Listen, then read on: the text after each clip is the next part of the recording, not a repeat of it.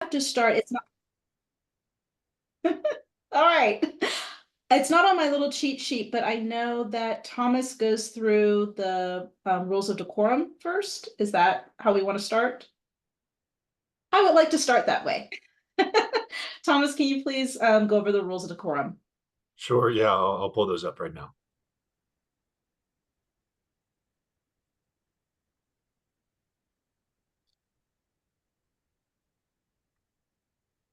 Can you all see these slides? Yes. Okay, great. So the city has engaged with community members to co-create a vision for productive, meaningful, and inclusive civic conversations. This vision supports physical and emotional safety for community members, staff, and board members, as well as democracy for people of all ages, identities, lived experiences, and political perspectives. For more information about this vision and the community engagement process, you can visit our website at this link. The following are examples of rules of decorum found in the Boulder Revised Code and other guidelines that support this vision. These will be upheld during this meeting. All remarks and testimony shall be limited to matters related to city business. No participant shall make threats or use other forms of intimidation against any person.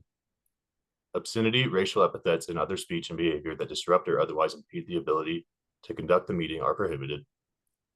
And participants are required to identify themselves using the name they are commonly known by. When prompted to give your public comment, you can raise your hand by hovering your mouse or finger over the bottom section of your screen or your phone if you're using mobile for the control panel to show, and then click raise hand. If you don't see the raise hand button, you may need to click the reactions button to expand it, and then just click the raise hand button here. And that's all. Thank you. Thank you so much, Thomas. All right, I'm going to go ahead and get started. This is a meeting of the Board of Zoning Adjustments. Tonight we have one item, and there's no order because there's only one item. On each item, staff will present first and the applicant second. Next, the public will be invited to comment. Then the board will discuss. I'm going to review the rules for voting as we have one missing member. So just going to go over the rules of voting as well. An affirmative vote of 3 or more board members shall result in passage of the motion. An applicant cannot be approved with less than 3 affirmative votes. If the first vote taken on a motion to approve or deny an application results in a tie, 2-2, the applicant shall be allowed a rehearing. A tie vote on any subsequent motion to approve or deny shall result in defeat of the motion and denial of the application. A vote of 2-1 or 1-2 on a motion shall in all respects be considered a tie. One of the things that I know Jill mentions in her spiel is we normally take a straw poll as a board. And so I'd like to do that as well. After we hear the information from staff, the applicant, and the public, I'd like to give us an opportunity to take a straw poll to see where we're at as a board thinking before we approve or deny a motion that's come before us. So with that, I will go ahead and go to the next part of our meeting. All right, so we are going to start with BOZA docket BOZ 2024-00009 at 2050 Mesa Drive. And staff, if you can go ahead and start your presentation, please. Can do, Madam Chair, and let me share my screen real quick. And can everybody see the presentation? Sounds okay, thank you. So this is docket number BOZ 2024-00009. The address is 2050 Mesa Drive, and this is a bulk plan variance. As part of a proposal to construct a new single-family house on a substandard sized vacant lot, the applicant is requesting a variance to the bulk plan requirements for a principal structure in the RMX1 zoning district. The resulting bulk plane projection at both the west and east sides of the proposed house will project vertically beyond the plane by approximately 9 feet at the greatest vertical measurement for the west side of the home and approximately 6 feet at the greatest vertical measurement for the east side of the home. Section of the land use code to be modified, section 971, Boulder Revised Code 1981. And up on the screen, I have the location of the property. Again, it is currently a vacant lot located on the south side of Mesa Drive. We did not receive any written correspondence from any of the neighbors, any public comment prior to the hearing itself. We did receive a few questions from the public, but none of them resulted in written statements. So at this time, there are no written comments for the application. And I'm going to switch the order of my presentation a little bit. And I'm going to kind of go into the history and the zoning metrics of the property before I get into the metrics of the bulk plane variance itself. Again, it's zoned RMX1, the property. The lot size is around 4,403 square feet. The minimum for a typical RMX1 zoning or property is 6,000 square feet per the code. This property was approved and essentially established through an ordinance last year through City Council Ordinance 8579. That information was provided within the application packet, as well as a little bit of the history. The applicant and the architect kindly provided some of that background. I won't get too much into the details of that ordinance, but this is a somewhat different application that the board is used to seeing, but essentially what the ordinance allowed was for special setback and height allowances for a property of this size, but did state that all other development standards such as bulk plane did need to be met as the code requires, and that BOZA is relief to those standards. So if a variance is needed, they would go to BOZA like any other person or property owner in Boulder. So with this, the applicant is requesting the bulk plane variance. There are no other variances as a part of the request tonight. And existing and proposed building coverage. The proposed building coverage is shown at 1,790 square feet. The max allowed for this property would be 1,805. And for floor area, the proposed floor area is around 2,595 square feet, and the maximum allowed for this property is 3,031 square feet. So both building coverage and floor area are shown to have met or will meet those requirements. It is solar access area 2, a 25-foot solar fence. Due to the location and the size and scale of the house, no issues for solar access have been presented. This would be verified at building permit. And then side yard wall articulation, no issues have been presented. Again, something like this would be verified at building permit. Side yard bulk plane, I have that highlighted simply because that is what the board is considering tonight. And then height is proposed at 34 feet, and the ordinance does allow this property or this structure to go up to 35 feet. And then again, the history, it is currently a vacant lot, and the development standards are spelled out through Ordinance 8579, which was approved by City Council last summer. And outside of setbacks and height, all other development standards are as the code would require, like anybody else in Boulder. So I will get into kind of what a bulk plane is. I know I've had a few questions from the public of what bulk plane is. And this is straight out of the code, section 979. The purpose of bulk plane is, the side yard bulk plane is to ensure that buildings step down towards neighboring properties in order to enhance privacy, preserve some views, and visual access to the sky for lots or parcels that are adjacent to new development. And the way we measure it is essentially at the property line. This is the parallel method. So every 10 feet for both the east and west property line in this case, you find the elevation at the property line, go up 12 feet, and then you go in at a 45-degree angle. The gold, the lighter gold color that I have on there, that is the actual bulk plane for the property. It's the envelope or the building limitation for a property, and it caps off or maxes at the allowed building height for the property, which is a separate standard. And I have that shown in the darker gold or the orange color. And that maximum height is typically 35 feet above the low point for the property. And I have that marked with the orange X. So we can get into this a little more if the board wants, but I just wanted to kind of touch base since it's not something the board commonly sees. I wanted to just explain for both the public and the board what a bulk plane is. And again, we can come back to this if needed. So go into the application, the request at hand. This shows you a location of the property. The aerial view shows the vacant property with the surrounding single family homes, and then across the street is multi-dwelling housing. And then the image on the left, this is the survey. This is a good example, or it shows the topography or the grade of the property. The north part of the property is somewhat steeper, and then the property levels off a little bit towards the south part. And this was touched on, excuse me, this was touched on through the applicant's narrative. And then we have some pictures in case we need to come back to these. We can kind of show you what the existing conditions of the vacant lot look like today. And then the applicant did provide a good visual of surrounding properties. We did a little research, and this was also touched on during the narrative. This is a somewhat unique street in that there are several properties on Mesa Drive that have special approvals, whether that's through a PUD, also known as a planned unit development, which is where a property is given almost a site review or special approvals through an ordinance like the one that is within this application.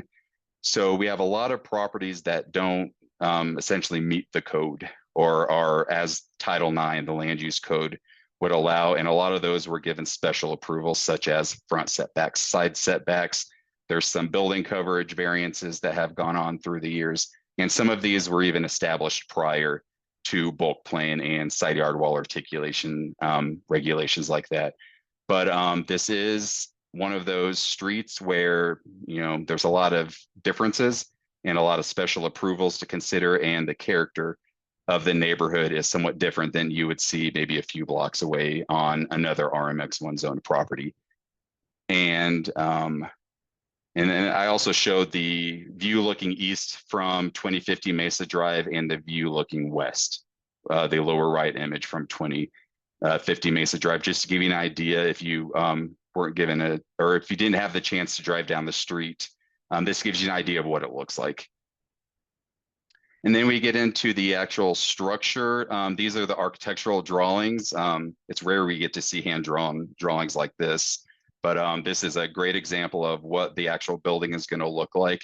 And then also some of the bulk plane encroachments or the parts of the home that exceed the bulk plane envelope are shown there in red. The upper left image is the west elevation, and the lower right image is the east elevation, or the right side of the house, if you're at the back of the house. And then we have the north elevation, which is the front of the house from Mesa Drive, is the upper left image. And then the lower right image is the back of the house, the south side of the house. And then we can come back to these, but the applicant did provide some very detailed floor plans of all the levels. From left to right, it's the lower level, mid-level, and the upper level. And then we get into the request at hand tonight, which is a bulk plane variance. It's one request, but it involves two sides of the house. So I split it up into those two sides of the house. The first one is the side west. That's the upper left image you see with the arrow.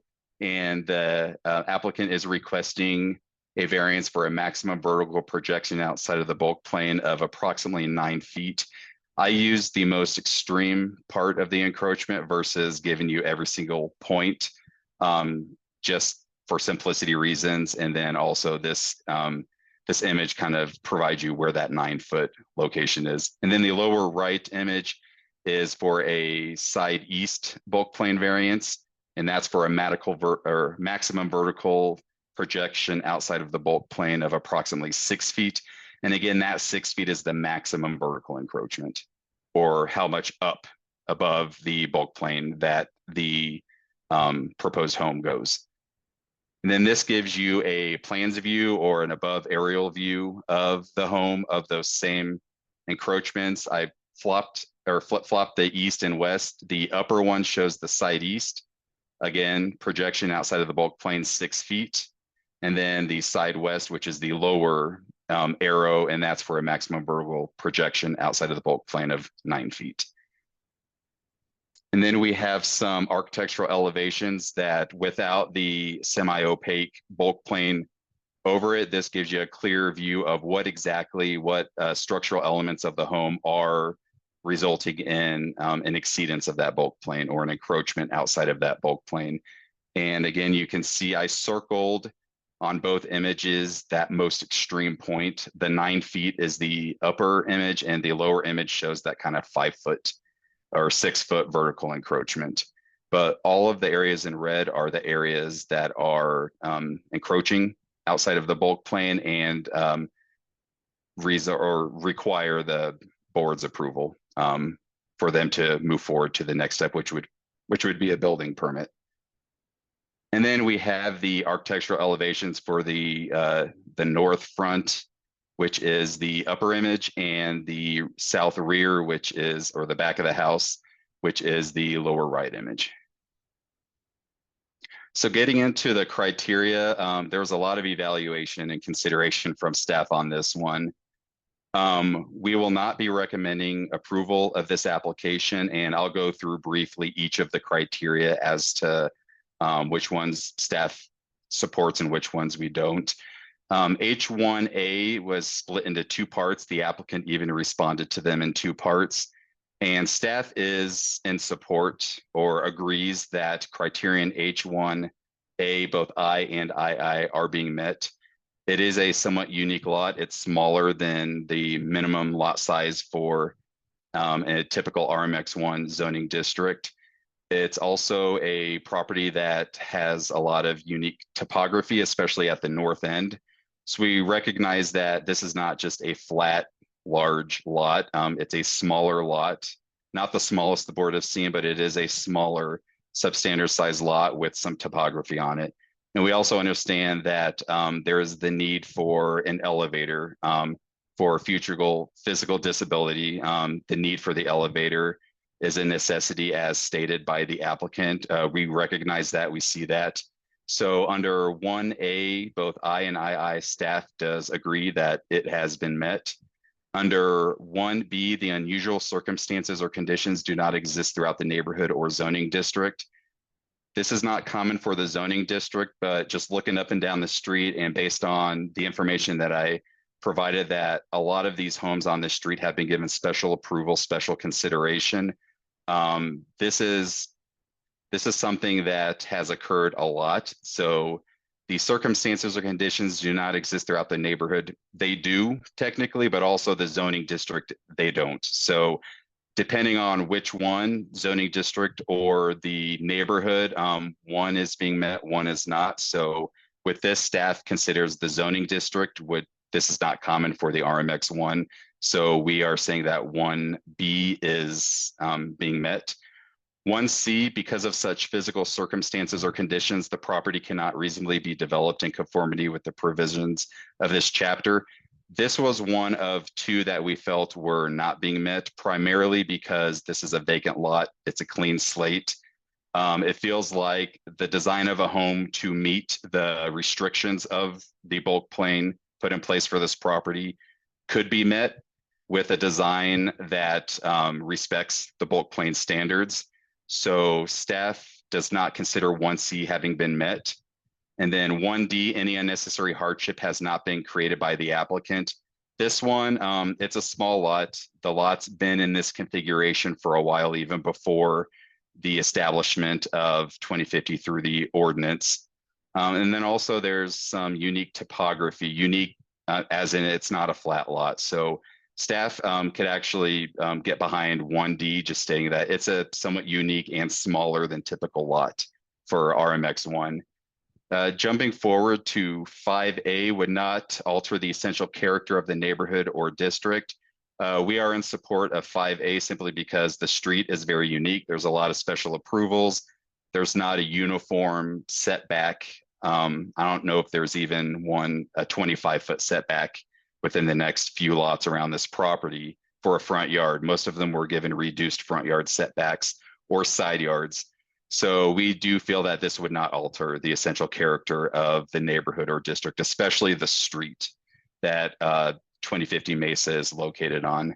5B would not substantially or permanently impair reasonable use and enjoyment or development of adjacent properties. We did not hear back from any of the surrounding properties. Typically, when we don't hear back, we consider that people aren't necessarily against it. That said, we do still have the public hearing portion of the meeting, so there could very well be neighbors that come out, but Up to this point, we have not received any written correspondence from any of the neighbors. So as of right now, staff feels that 5B is being met. 5C would be the minimum variance that would afford relief and would be the least modification of the applicable provisions of this title. Like with 1C, staff just feels that is this the minimum variance to afford relief? The relief being the construction of the home in its configuration, its size, its height. And we feel that because, again, it's a vacant lot with essentially a clean slate, that a home could be designed to respect the bulk plane standards, like it has respected the setbacks, the side yard wall articulation, solar, all of the other standards have been met. But unfortunately, the bulk plane standards could not be met. And this is probably something the applicant can expand upon also with 1C as to why it could not be designed in a way to respect the bulk plane. But as of right now and what was provided within the application materials, including the applicant's response and supporting materials, staff does not feel that 5C is being met. And then lastly, 5D would not conflict with the provisions of solar access. The applicant has stated that solar access will not be of issue. It's also a solar access area 2, which is a more liberal solar access area with a 25-foot solar fence. So with the location and the design of the home, no solar access violations have been presented. And pending tonight, and then this going through a building permit, eventually we would verify all of that at the building permit. So with that, I'll leave it at that. I know we have the applicant here. And then also, if you have any general zoning questions, I'd be more than happy to respond to those. And with that, I will hand it back over to you, Madam Chair. Thank you, Robbie. So now I'd like to ask, does the board have any questions of staff? Ben, please go ahead. Yes, Robbie, can you just go back to the variance criteria, please? And Yes. on the top line there, it mentions that either H1, H2, H3, or H4 have to be satisfied plus H5. See that very top line there, but we don't address H2, H3, or H4 here. Can you just remind us for the record what 2, 3, and 4 deal with? Of course. So I don't have H2, 3, or 4 on this, but what the code says is you have to meet 1, 2, 3, or 4, and 5. So most of the time, 80% of the time, what the board sees is people responding to 1 and 5. Criterion 4 is more for landmarked properties.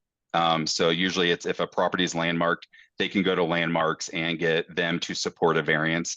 And if that's the case, they would respond to 4 and 5, not 1 and 5. So, and then 2 and 3 involve electrical efficiency and all of that stuff. So probably 80 to 90% of the time you'll see 1 and 5, but we do give people the option to respond to 1, 2, 3, or 4 and 5. So with tonight, the applicant responded to, and what staff used in our recommendation is criterion H1 and criterion H5. Thank you. Drew, you got both Drew and then Katie. Saw me on mute. So Robbie, I believe there's exceptions to the bulk plane rules with dormers. How would the applicant possibly work around with those additional exceptions? So and I can read that code section if you want me to find it, but in short, we do allow dormers to encroach into a bulk plane if they're no taller than a certain amount and no wider than a certain amount, and total dormers cannot add up to a cumulative length of so much. None of these are considered dormers, so they wouldn't apply for the exception section. But if you want me to read through the exceptions in a little more detail, I'd be more than happy to. But typically we give size limitations for encroachments like chimneys and dormers. Okay, so actually, so the chimneys that were highlighted as being violating might not actually violate. Yeah, the 2 pipes, I'm gonna Yeah. call it that on the image, those would be considered like a chimney. So they are considered something that can encroach, but not the rooms, the roof forms that are below it. Okay. And hypothetically, if I see the elevator shaft encroaches, would that small section be considered a dormer? I don't believe so. And that's the part where there's a tree shown on top of it in one Yeah. image, but not the other. That is not considered an explicit something that can encroach into a bulk plane. And I'll verify that, but I don't believe elevator shafts are considered an exception to the bulk plane. All right, thank you. Katie? Robbie, I was just wondering why you don't see very many of these variance requests for bulk planes? Like, is there a theory behind why they don't come in that often? More times than not, somebody can design a home, whether it's an addition or a new home, to respect the bulk plane standards. We do have a lot of those exceptions, like gabled ends of roofs are allowed to encroach up to a certain size. Dormers are allowed to encroach up to a certain size. So typically, people can design something to meet it. That's not always possible, which is why there's a variance avenue through BOZA that can be done. But the reason why you probably don't see it is more times than not, somebody can design, whether it's a dormer or a part of a house, to respect the 979 bulk plane standards. Okay, thanks. Thank you, Robbie. And for the record, I'd like to know, what is a dormer? A dormer, oh, let me see if I can find the definition. It's pretty much an extension beyond the main roof form for headspace, whether that's a room. Dormers can be big, dormers can be small. Through the bulk plane standards, we limit how much can encroach in terms of height and width, but it's essentially just an extension off the main roof form for headspace. So you can put windows in. A lot of times dormers are put in for natural lighting, and a lot of times they're also put in to provide more floor area within, say, an attic space, where you're going to have that pitched gabled roof. If you want to have an extension of floor area or usable space, a lot of people will put dormers in to provide that. Excellent. Thank you, Robbie. And then my other question, you answered this in your presentation, but I just want to hear the answer again. What is the purpose of a bulk plane? So I am going to go back to the definition. I'll just go ahead and read that again. So the purpose of side yard bulk plane is to ensure that buildings step down towards neighboring properties in order to enhance privacy, preserve some views and visual access to the sky for lots or parcels that are adjacent to new development. In short, it's meant to protect your neighbors from big bulky homes being built next to you. This, in addition to side yard bulk plane, solar access, and a few other standards, are essentially meant to protect your neighbors and from big boxy homes being built right up to your property line. So it's really a way to help, even though we don't have view corridors in Boulder, it's a way to help protect views, sunlight, sky, and just preventing homes from towering over other homes, especially when there's a vacant lot next to an already developed lot. Thank you, Robbie. Does the board have any other questions for staff? Okay, thank you. All right, so now we are going to have the applicant presentation. And I don't have this on my cheat sheet, so Thomas, where are you? Thomas, can you please remind me of the requirements for the applicant's presentation, the name, the address, and the time limit, please?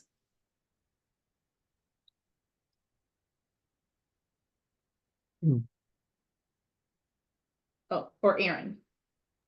I can do that. I have that available. Thank you, Aaron. The applicant time period is 15 minutes, and we ask that they introduce themselves by name and provide an address.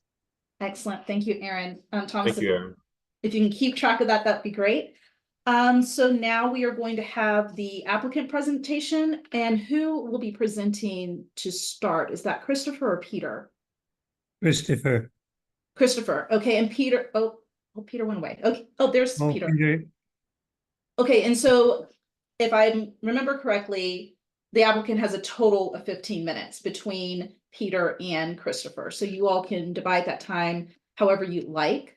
But I'd ask that each one of you please state your name and your address before you start the testimony. I'm Christopher Melton, architect, and 761 North Avenue, Macon, Georgia. And I'll take the whole 15 minutes if that's okay with you, Peter. Yeah, that's Peter? fine. It just said the applicant needed to start it. So if you're okay with that, I'm perfectly fine with that. Okay. It's your baby. Ready? Everybody ready? Thomas, are we ready? Did everybody have enough? I said it. Can you hear me? We can Can hear you you. hear me? Yes, please go ahead, Mr. Melton. So did all of you have an opportunity to read the narrative? That's a question. Can you hear me? Yes. Everyone had an opportunity to read the narrative? Yes. Yes. Okay. Well, I'm going to start by a little bit more elaboration on the history of the project. And an explanation of the design procedure, which led me to this project solution, the way it is now. You know, first of all, when an architect's retained to design a house for a blank piece of land, there's so many things that take into consideration. Most primary is all the site conditions and how the program fits the site. We work the program out with the client, and that's a very important aspect in the design process. Have to conform to the client's program. So in this case, there's several unique things about this particular site that sort of determine the form, massing, and so forth, and siding of the house. I don't know if you can access things like parts of my presentation to you or submittal to you, but the property to the east of our land has uniquely along Mesa Drive an open space, which is going to remain open. It's too small to meet any kind of codes, and variances would be, zoning and variances would be really, really difficult. So that was a new piece that's going to remain an open space. And I wanted to be sure to take advantage of that in doing the layout of the house. Okay, so you can see there that there's that piece that's open just to the east, northeast of our property. And you can also see in this particular photograph, drawing, that the residence to the east is set back roughly 20 feet from the side yard property line, the interior property line. So that side, in terms of how this bulk plane is affecting neighbors, and then you see as well, you can see that small square in the property towards the south end of our development. And that little square is a detached accessory building to the property that still is accessed from the lower street bluff. And that is more than likely because, it's exactly the size of a two-car garage, or minimum two-car garage, but I think it's more than likely a studio of some sort. And I want to point out there too, that the north edge of that studio is in line more or less, plus or minus a foot or two, with the south edge of the upper level of my design. And so projecting a bulk plane directly off of the east property line, that bulk plane is not encroaching on the sky accessibility view, et cetera, of the little studio. And clearly and obviously, it's not affecting the house is set back 20 feet from the property line. That's too far back for this bulk plane to even come into play. Now, on the east side, well, let me get back to the process of design. So that was an important consideration to design the building where we had the furthest and most separate structures on the east side. So we designed the massing of the building so that our three-story portion, which is actually, well, it is a three-story building. It's a walkout basement is what it is. But so that the east side of the building has all the public spaces and bedrooms, because that would be the least intrusive side of the property. The west side, where the building is 4 feet from the property line. The existing house on the west side is 4 feet from the property line. There, I wanted for that side of our building to only have the carport and circulation. That way we could limit our windows and we wouldn't have bedrooms looking into bedrooms. That would ensure the privacy of ourselves, our property, as well as the house to the west. So that's how the arrangement of spaces evolved.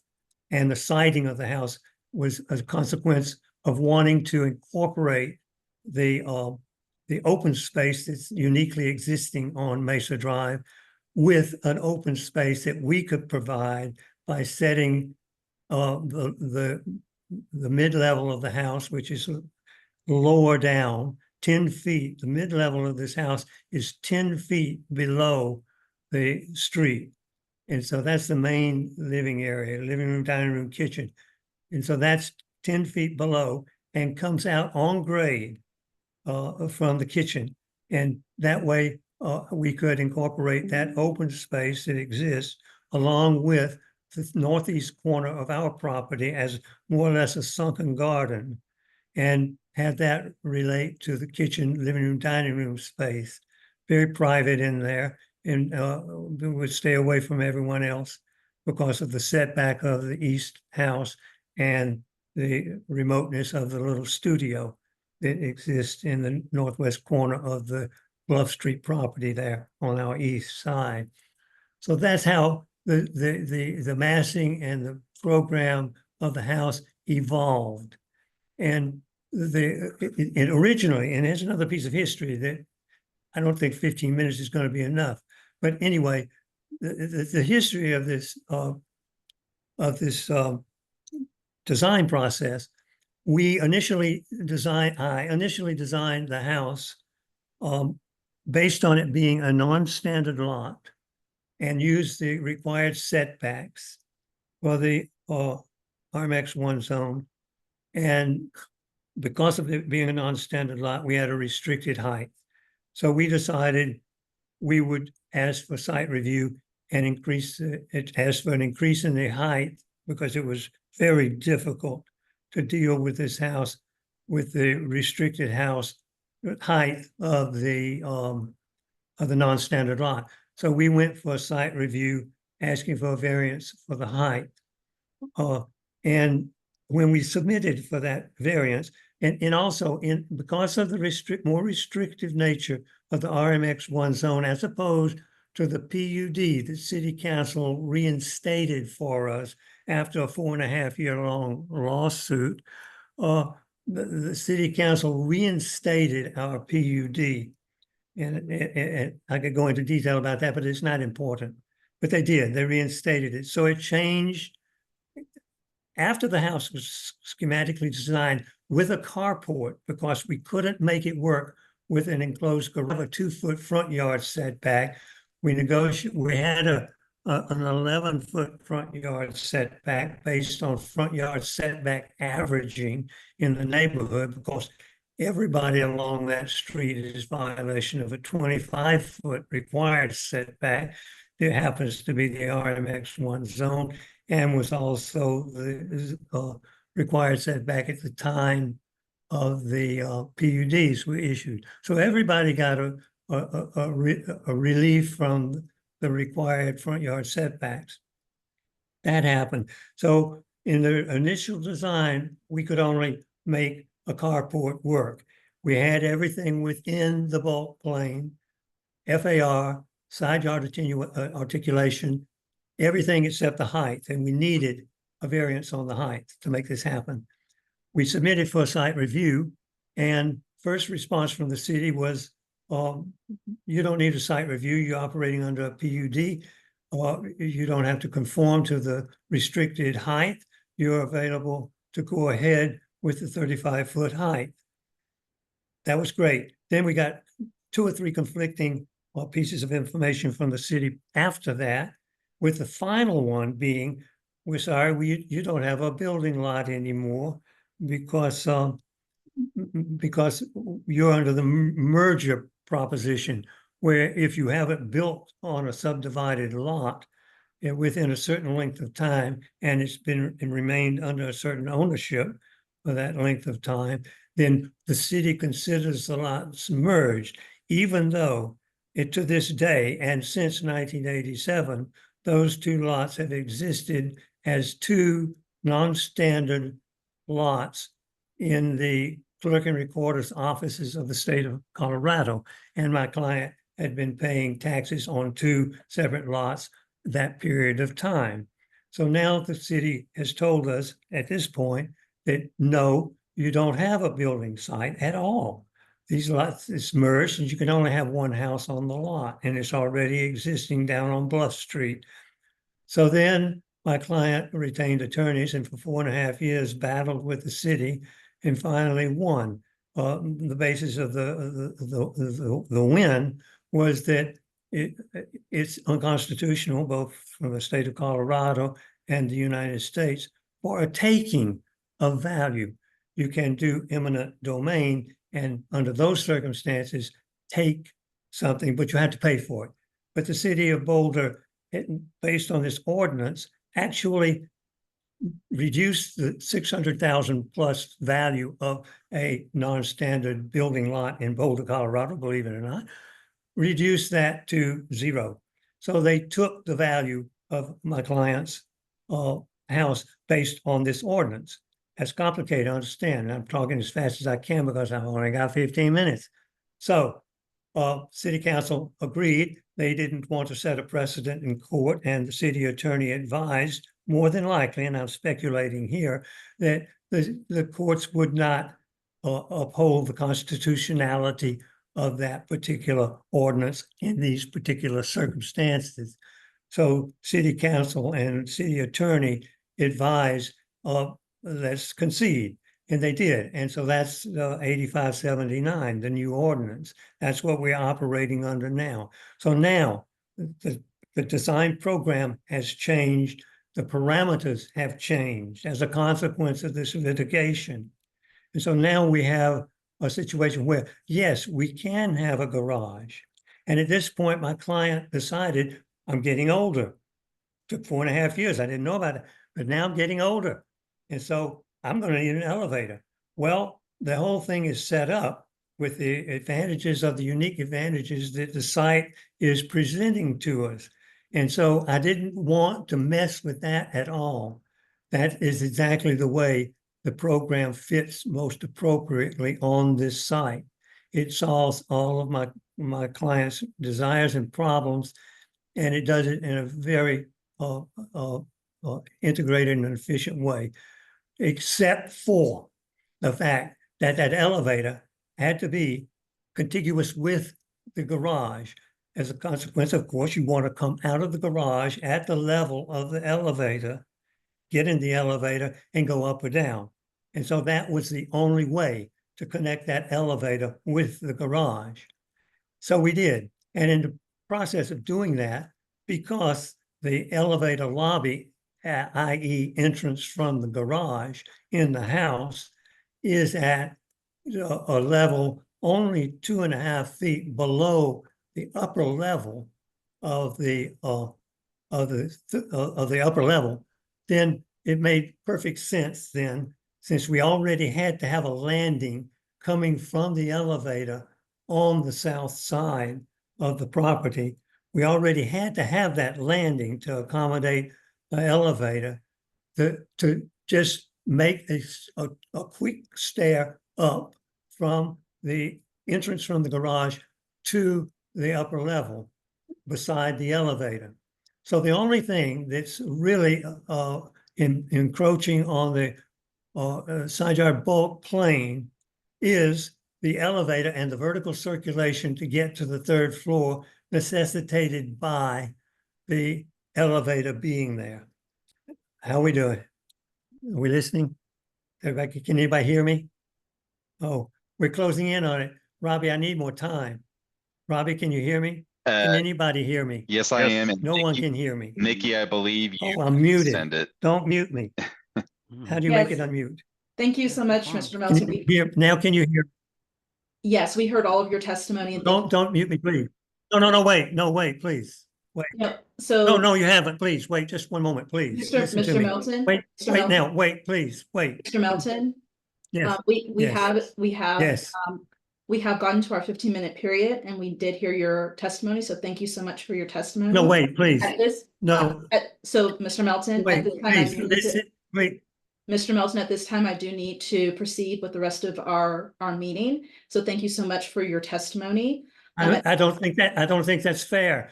I You know, it's cost us an enormous amount of time and effort. You muted me again. It's cost us an enormous amount of time and effort to get to this position, and now I can't explain the process to you because I've run out of. Yes, I do understand, Mr. Melton. We, everyone on the board was able to. Of my receive your 15 minutes allowed. It's cost us thousands of dollars to get him. You know, I get 15 minutes, Robbie. Can you hear me, Robbie? Yes, Can Mr. anybody Melton. hear So, me? yes, Mr. Melton, my name is Nikki McCord and I'm the acting chair of this committee at this point in time. Thank you so much for your testimony. We did hear all 15 minutes of your testimony as well as receive all of your application materials as well. So with that, I will now ask if the board has any questions for the applicant. And I'm going to start with our most junior member and go to our most senior member. So Ben, do you have any questions for the applicant at this point in time? Yes, I do just have one point of clarification, Mr. Melton. You were referencing the open space to the east. Can you just expand on that? Is that protected by a conservation easement, or what does that mean, open space? No, it just means it doesn't have anything built on it and won't have anything built on it. And so it was an opportunity for us to put our open space in this 25-foot setback that we've used between our property line and the building to make that contiguous with an existing open space. So visually they connect. And that's a very logical and a compelling thing to do when you have that situation existing on the lot. And so that's what I mean. It can't be built on because if you put in a 25-foot front yard setback and a 25-foot rear yard setback in that little panhandle that sticks out there, and a 5-foot side yard setback, or in this case, it'd have to be a 10-foot side yard setback, then you don't have any space left to build on at all. And so it's not going to get built unless somebody can come before BOZA and get total exceptions from front, side, and rear yard setbacks, which is not likely. And so that's what I meant by open space. It's not designated open space. It is simply open space without a building on it, giving some air to an otherwise way tight set of houses along Mesa. And it's a unique situation. Thank you, You Mr. follow? Melton. Got Thank you it? for that Can you hear answer, me? Mr. Melton. Yes, we can. Ben, did you have any other questions for the applicant? No, that answers it. Thank you. Thank you, Ben. Drew, questions for the applicant, please. Thanks, Ben. Yeah, looking at the design, I guess you focused on the western side. I guess could you explain why the elevator, which I think is the main reason for the encroachment, could not be placed to the east of the garage or closer to the garage? Well, it can, but perhaps it can. I haven't investigated that, but perhaps it can. It would be really hard to explain to you how tightly this thing has been configured. That is certainly that relationship to the garage is the best relationship. But there's so much more I wanted to mention about that west side that, yeah, that answers your question. Yes, of course it could be. And, you know, in a little blurb that I wrote to my client, because he's rather concerned, that in designing, there's so much that has to be taken into consideration. And especially with the constricted nature of this site and Paramount are the client's program. And second to that is how you site the house and get it there. The garage needs to be in the location it's in. If I didn't orient it in the way that I did, then the entire garage would be encroaching on the bulk plane if I had set it right to the side yard setback. We are able to use the side yard setback because of the side yard bulk plane to its maximum. But we have in some cases, and the only thing that's encroaching in the side yard bulk plane is the elevator and the vertical circulation to the upper level. That could be moved, but it would have a very bad effect on the function of the small open space that we have available to us that's shared with the open space to the east as well. It could be moved, but it would, you know, of course, if I'm denied this, I will redesign use by right. I'm a very good architect. I've been practicing for 55 years. I can do that. But in my opinion, as I developed this project, of all things, all the things that came up that were restricting this design, the one that was least impactful for anyone was the 4% of the volume of the building surface that's falling in a bulk plane. The house to the west has considerably more area in the bulk plane than our house, because at that time they didn't have a bulk plane ordinance when they built all those houses along Mesa. They're all jammed up against the property lines and they're all encroaching on each other's bulk plane. And so when I considered all of the things, and as I mentioned in the history, the elevator and the circulation move occurred after the house was principally designed and sited, and all of the program information was arranged in the best possible way. Like I said, with the living spaces and the bedrooms on the east side and the carport and circulation on the west side, affording privacy to our neighbor on the west and affording us privacy from them. The other side is not an issue of privacy. And so I don't see the bulk plane over there, as I pointed out earlier. I don't see the east side bulk plane being of any consequence at all. It's not impinging anyone. And you know, because the principal house that is on Mesa is 20 feet away from our property line. It's not going to be affected by the bulk plane at all. And the little studio is south of our 3-story element, and it's not going to be affected by the bulk plane at all. And so that's how this whole thing developed, and why, rather than site review, which was our initial request, we ended up here at Boza with a very minor, relatively minor encroachment into the side yard bulk plane.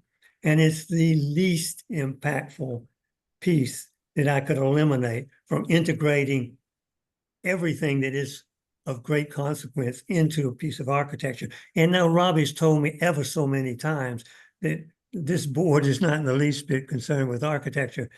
However, as an architect, I am very concerned with architecture. And I've done an excellent job on this house, with the exception of the very minor encroachment on the west side of the building into the side yard bulk plane. Thank you, Mr. Melton, for that Thank you answer. for the answer. Absolutely. Judy, you have any other questions for the applicant? I guess so, yeah, on the east side, which we didn't talk much about, but it looks like the encroachment, it's a closet in the master bedroom. I guess, yeah, I guess maybe explain why the encroachment is needed there.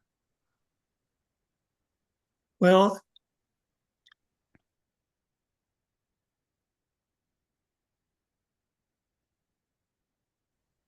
I could lower it by a foot.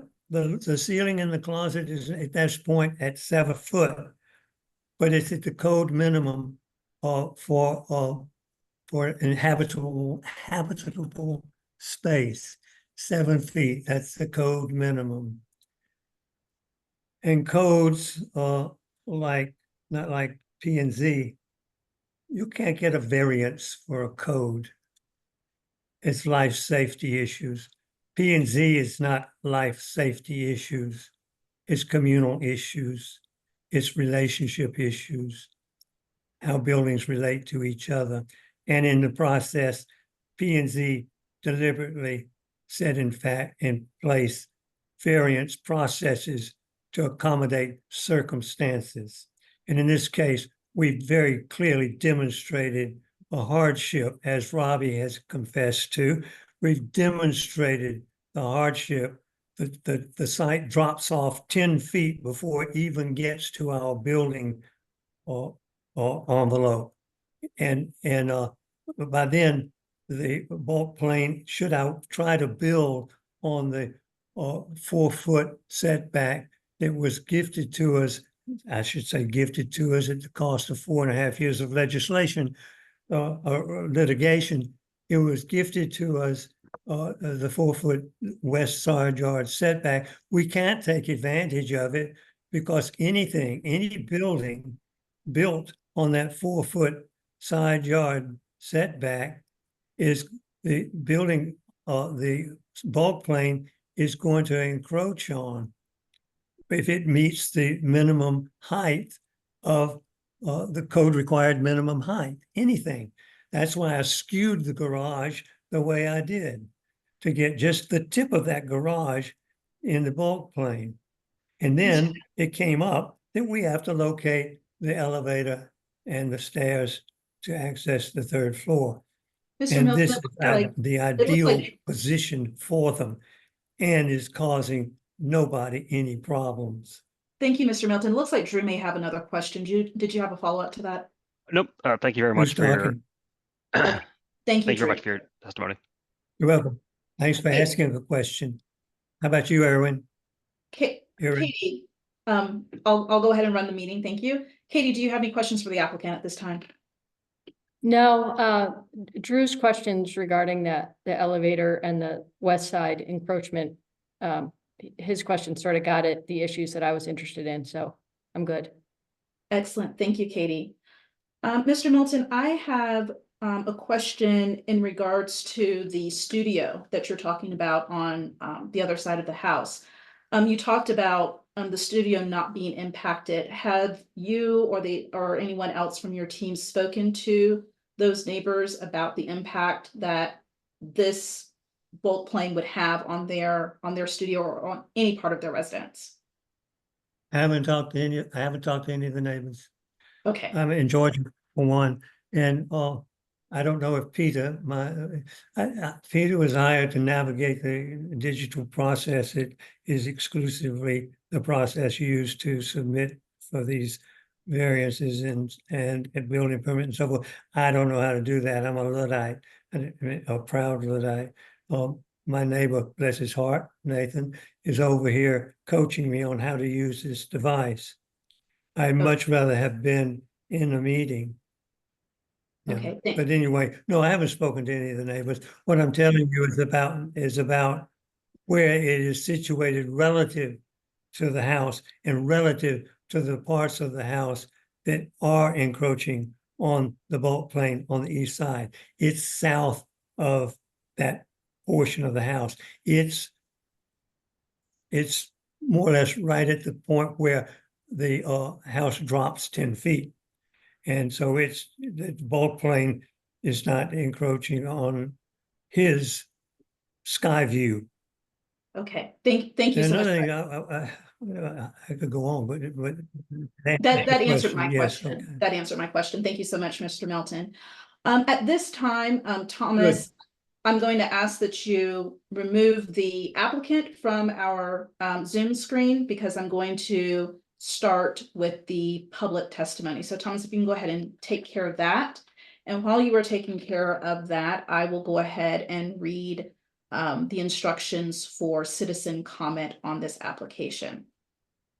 So if we do have any citizen comment, Thomas was able to read the rules and regulations in regards to that public comment earlier in our meeting. But I'm just going to go over a couple of things as well. All speakers must speak into the microphone and give their names and addresses.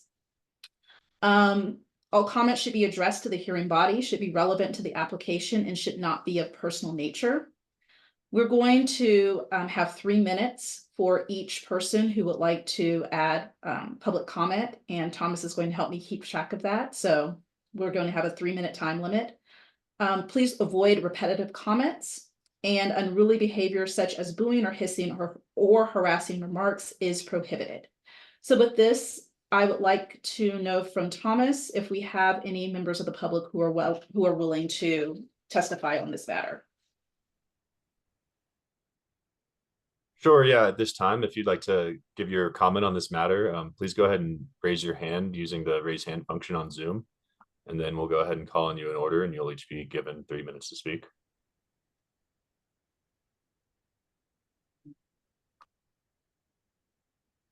And we do have one hand raised right now. First up, we have Tim Coral. Tim, please state your name for the record, and then you'll be given 3 minutes. Just 1 second, let me get this timer up. And Thomas, I do believe Tim needs to be promoted.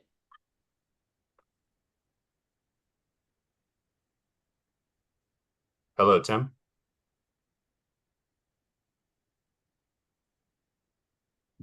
Thank you, everyone. Can I be heard?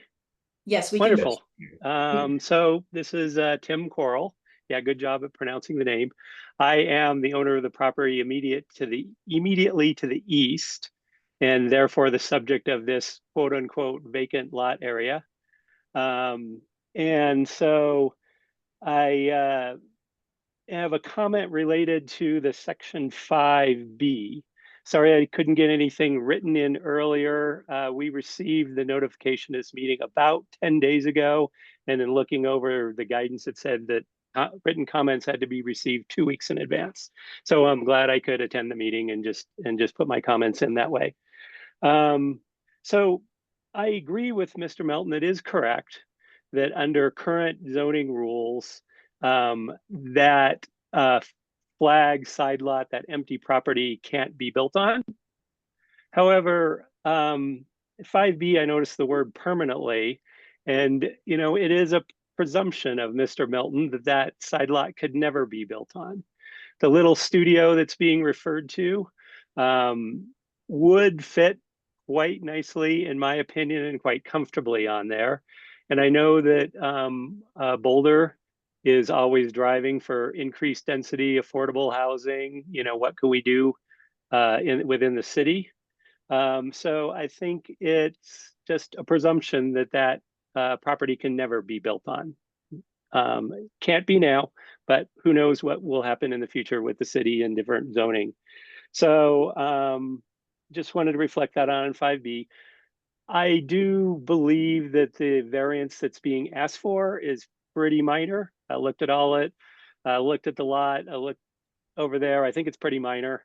I don't have a big concern about that. Just don't want to impact any future development opportunities with regard to the Rule 5B that I saw. So thank you so much for your attention, and appreciate your considerations. Thank you so much, Mr. Corley. Is Yeah, there at any, this time, if anybody else would like to speak, please raise your hand and I'll go ahead and call on you and get your time up. Otherwise, we'll move on to the next section of the meeting. And nobody else has raised their hands. excellent. Thank you so much, Thomas. So if there is no other public comment on this matter, then it is open to the board for discussion.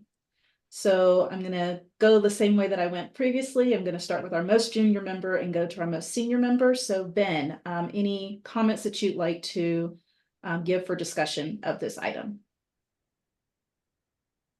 I appreciated the applicant's history on the evolution of the design. That was helpful. I certainly agree with the facts that it's a challenging site. I think I'm struggling a bit I didn't hear a clear rebuttal from the applicant to staff's position that you really could design and build a house on this site without a side yard bulk plane variance. And then related to that, is this really the minimum variance needed?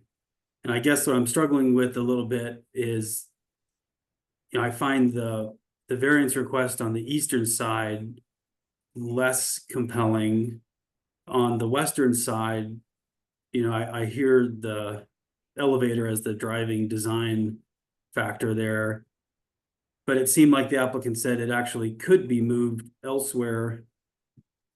I mean, I hate to ask an owner to go through a redesign process. I mean, I know it's expensive and takes time, but just trying to apply the criteria here, it seems like it maybe could reasonably be developed without the need for a variance. And so I'm a little stuck there. I don't think we have an obligation to approve a project with an elevator. So I don't even know that I could give a straw poll vote yet, Madam Chair, but that's where I'm at. Thank you, Ben. Drew. I have similar sentiments as Ben. I also came to this similar conclusion as Robbie that the 1C and the 5C are the two that are in question of whether or not they meet the criteria. I always go through the criteria. I do think it is a challenging lot. The topography makes it difficult. I do think that the lot width is standard in that neighborhood. And so, yeah, I do think that it does meet the criteria on the difficulty. But the main question is whether or not it can be built within the conformity of the current code. And I guess I'm not convinced that it can't be. I believe that there's not a clear reason why it needs to needs an exception to the code.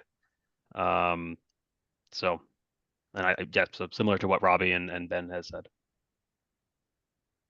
Thank you, Drew. Katie.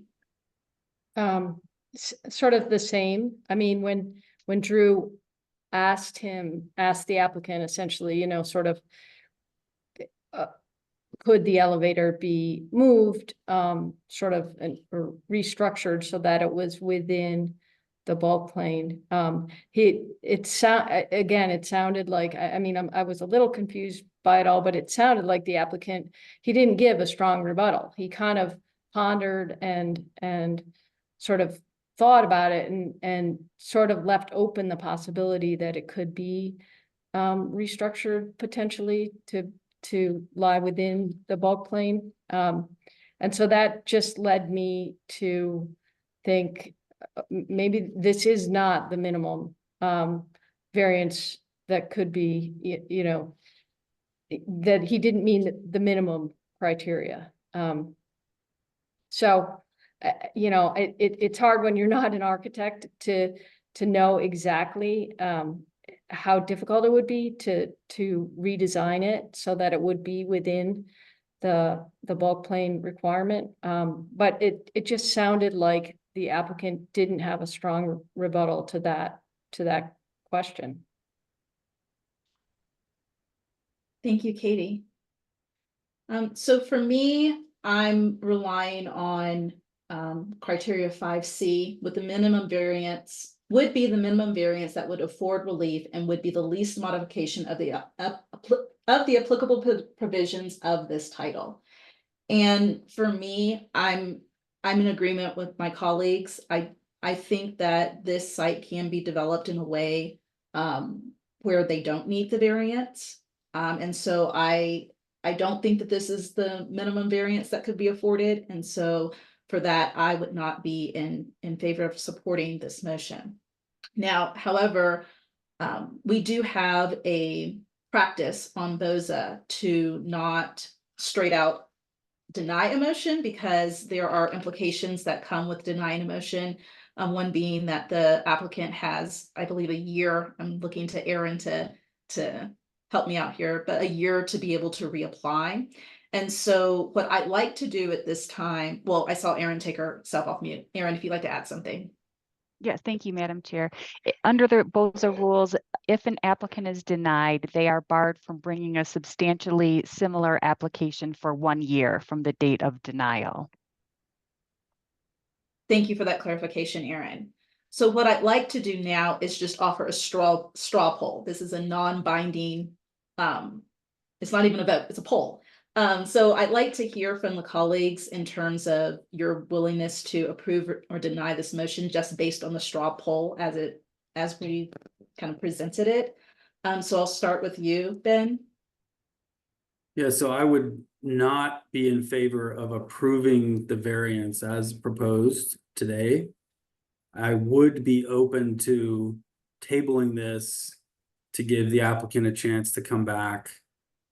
And just on the narrow issue of why is their proposal the minimum variance needed, and to explain why the program can't reasonably be developed within the bulk plane.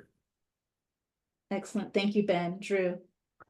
I agree with Ben. I couldn't support this as it is written today. And I guess just as a side note, I know that it'll probably come back with an alternative proposal. It'll probably take 2 months. But in the scheme of things, the house is going to be there for a very long time. So I think it's important that we get this correct. So I just want to put that in perspective. I know it can be frustrating. Thank you for those comments, Drew. Katie. Yeah, I agree. Rather than an outright denial, it seems like a continuance would be the best approach. And hopefully he could, either modify it pretty inexpensively or come up with maybe just a clear rationale why this is the only design that he can come up with. Excellent. Thank you, Katie. I too am in agreement with my colleagues in terms of doing a continuance by the board so that the applicant has more time to make modifications and answer some of the questions that the board has about this application. So I have something on continuance by the board. So the board may continue the hearing on a matter upon motion of a member if the motion is made and passed before passage or denial of said application. Provided, however, the movement shall publicly state the reason for the motion, and the board can allow both the applicant and spokesperson for the opposition an opportunity to state the opposition on the proposed continuance before vote is taken. So Aaron, in plain English, it sounds like we need a motion to continue. Is that correct? That is correct. And the applicant can speak to whether or not they are in support of that continuance. And I guess there is no real opposition, but perhaps Robbie Weiler would give a staff position on it. And typically, the rules say it's scheduled for a date certain no later than the next regularly scheduled hearing date or is otherwise granted at the board. So something for the board to think about is when you want to have them come back by. It could be 90 days or it could be since the days work out oddly with the second Tuesday meetings, that maybe it's by the November BOZA meeting or December or whatever you prefer. Thank you, Erin. And then my next question is, do we make the motion for the continuance first and then the discussion happens on whether or not the applicant and or Robbie would like to speak to that motion because it's a motion on continuance? Or does the discussion happen before the motion on continuance is raised? I would take the discussion first because that may impact the motion that is ultimately made. Okay, excellent. And do we have time limits? And historically, have we had time limits on the continuance discussion? No, at your discretion as chair. Okay, I'd like to grant 5 minutes to the applicant and to Robbie. Robbie, you have the 5 minutes if you like to use it, but I'd like to give 5 minutes to both the applicant and Robbie to talk about their opposition of the proposed continuance before the vote is taken. So Mr. Melton, if you'll want to go ahead and we'll put 5 minutes on the timer for you.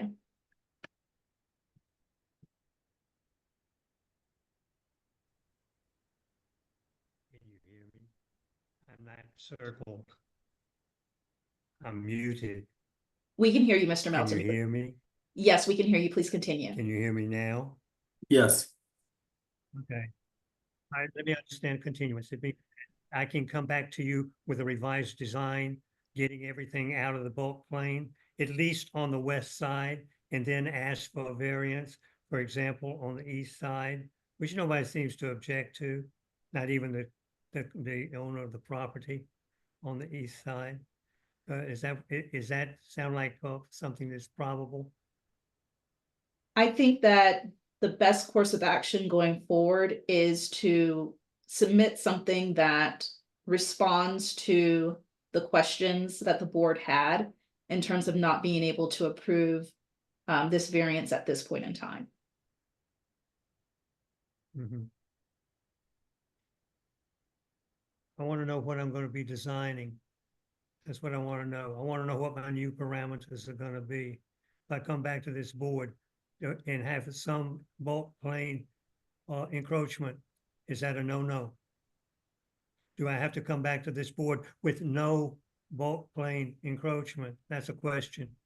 So if there is no bulk plane encroachment, you would not be coming to this board because you would not be asking for a variance. If there will be a bulk plane encroachment in the future, then yes, that would need to come before the BOZA board again. I can't hear you. All right, It says get started. She's on breaking up. Yeah, no. Is there anything? okay, I heard that you couldn't hear me. I'm sorry, Go I ahead. didn't hear you. All right, I'll go ahead and repeat myself then. Mr. Melton, if you come back without encroaching in the bulk plane at all, you will not need to come back to BOZA because there will be no need for a variance. You can build by right. However, if you do submit a design in the time period in which the board will discuss that has a bulk plane encroachment, then yes, you would be coming back to the BOZA board and asking for a variance for that. Okay, what, okay. Yeah, I understand that now. That was silly of me. If I don't have any variance requests, then there's no point in coming back to you guys. For sure. And and you're gonna figure out a time that the soonest time I can come back. Yes, from the discussion. Okay. I'm sorry, please go ahead, Mr. Melton.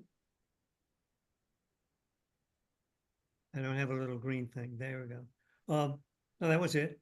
Go ahead, discuss it. Tell me when I can come back. Okay, and so you still have 2 minutes on the timer if you'd like to use the rest of your time. If not, we can move on. I'm afraid to. I'm afraid to. I'm afraid to. I'm upset with the board. I'm an architect of 55 years. Somebody on the board wanted to know what a dormer was. I don't mean to be flippant, but Yeah, I'm not sure how much of what I said got understood. And I'm extremely disappointed that I didn't get to explain the whole thing. We've been 4.5, 5 years actually in the process of getting this house to a building permit. And thousands of dollars just to get to this board. And I got 15 minutes. That comes to thousands of dollars per minute, you know? And I just feel like I haven't been railroaded by rules again. I'm not down with rules particularly because they don't conform to circumstances, and that's why they have boards like Board of Zoning Adjustments. It's because rules can't conform to circumstances. There are too many circumstances. They're infinite.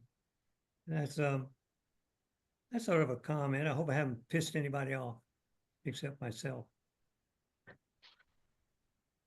Done. All right, Your thank turn. you so much. Thank you so much, Mr. Melton. At this time, we've stopped the timer, and I'd like to start the time for 5 minutes, and Robbie, I'm giving you an opportunity to speak as well. I've never been timed during a BOZA meeting, but I'll make it happen. Pending the decision of BOZA with a continuance, typically we say within 90 days, or like Aaron said, by a certain meeting time. I can tell you if it were like by next month, we would need all materials by next Tuesday at the latest, which doesn't seem possible. So usually we give them 3 months, or if you wanted 4 months, that's completely up to the board to discuss and vote on. But during that time, it gives staff time to work with the applicant to provide revised materials. We also have public notice requirements. There's a lot of behind the scenes that goes on. But also if the applicant decides that they're going to redesign to something that does not require a variance, during that time, they can request a withdrawal of the application through staff. They wouldn't have to come back to BOZA for that withdrawal. So they have that option as well. So they can redesign, work with staff, make deadlines that we would present to them depending on what meeting they wanted to go to. And if they decided to withdraw, they could do that and not have to do that in front of the board. I believe so, Aaron. Correct me if I'm wrong on that. I believe that's what has happened, that the board kind of gives the outer time limit by which the applicant has to come back, and then the exact meeting is worked out between planning staff and the applicant. Yep. And that's it from me. Okay, thank you, Aaron and Robbie. All right, so at this time, I'd like to entertain a motion for continuance of, let me pull up the. So I'd like guess- to, oh, Just Drew, go a, ahead. a comment on the amount of time allowable. I guess I would be in favor of maybe up to 6 months for them to come back, just to allow the time for them to propose something new and go, with behind the scenes, and also to develop the new idea. And obviously they can come as soon as they're ready to come. But I personally don't know if there's much advantage to giving less time, but that's up for discussion. Thank you, Drew. So you're proposing upper limit of February 2025. Yeah. Okay. Thank you for that, Drew. So I'd like to entertain a motion. So I'd like for someone to make a motion to continue BOZ 2024-00009 to February of 2025. I move that we continue BOZ 2024-0009 to allow the applicant time to revise their materials. And we would give them up to the greater of 180 days or to the February BOZA meeting. And that if they come back to BOZA, they focus on criteria H1C and H5C with under the code. Okay. I just wanted for a clarification, can we put the second part in the motion in terms of focusing on particular parts of the ordinance? I would maybe frame it as a suggestion so that I like what Ben's doing, that the applicant is on notice. What was missing here that the board needs to hear more about to consider the criteria. Okay, Is excellent. that okay, Ben? Would that fit with your motion? Yes, yes, thank you. Thank you, Ben. I need a second, please. Second, Thank you, Katie. And then we'll vote. Ben, Aye. Drew? Aye. Katie? aye. I vote in affirmative as well. All right, so BOZA 2024-0009 has been continued up until February 2025. And the applicant has an opportunity to come before us sooner if they need a variance or to withdraw their application if they no longer need a variance going forward. So thank you everyone for your testimony. Thank you for the applicant for providing their testimony as well as to the public. Drew. Just a suggestion for the applicant, the recording will involve a very clear recording of the meeting. So I think there might have been a few comments that were missed, maybe due to poor connection. So I recommend listening to the recording to fully hear all of our comments. Thank you for offering that up, Drew. All right, so that is the only business item we have on the agenda. So next we'll go to the minutes. So were there any corrections to the July 9th, 2024 BOZA meeting minutes? All right, is there a motion to approve? So moved. Thank you, Ben. Second. Second, Thank you, Katie. Ben. Vote aye. Aye. Okay, Aye. perfect. Drew, Aye. Katie, aye. I vote in affirmative as well. Perfect. All right, we'll move on to other matters. Are there other matters from the board at this time? Okay. Are there other matters from the city attorney? No, thank you. No matters here. All righty, breezing right along. Any matters from staff? So, no, I'm just kidding. We just have one item. The application deadline for the September 10th meeting was Monday. And we did receive, or we do have 2 applications that as of today are moving forward. So it does appear we're going to have a September meeting, and pending the application tonight, we might very well have 3. Formal completeness checks have not occurred. That usually occurs at the end of the application week, but it does appear we're going to have a September meeting. So as always, I'll say it again, if you have a planned absence, let us know as soon as possible, and then we'll probably ask you to remind us again closer to the meeting. But we would love to see everybody at that meeting, especially since it appears we're going to have multiple items. So that's it from staff. Excellent. Thank you so much, Robbie. All right, looks like our meeting is adjourned. Thank you everyone for your participation and see y'all next month. Bye. Thank Thanks. Thank you, Good job Nikki. leading That it. was great. Thank you. Yeah. Good job, Nikki. Thanks all. Thank you. Bye. Bye. All right.